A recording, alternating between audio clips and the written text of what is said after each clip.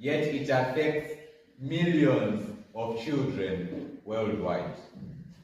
The psychological and social impacts of war on children are a subject that requires our attention, empathy, and action.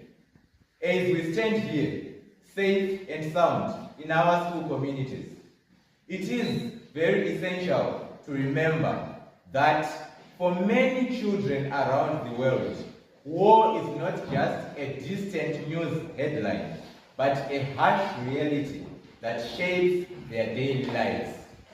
Imagine being a child, forced to flee your home, leaving behind everything you love, with nothing but the clothes on your back and the uncertainty of tomorrow.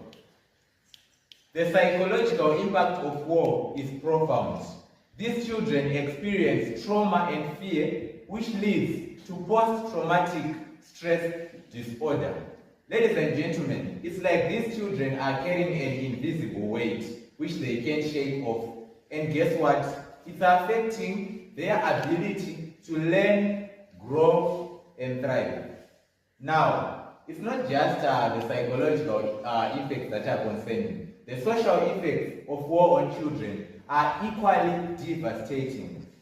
War disrupts their education, their social networks, and their support systems. Many children are being forced to become child soldiers, leaving behind their innocence and childhood. For instance, in Syria, it is estimated that over 2.5 million children have been displaced and are living in camps with zero access to education and basic health facilities. But now, let's be real.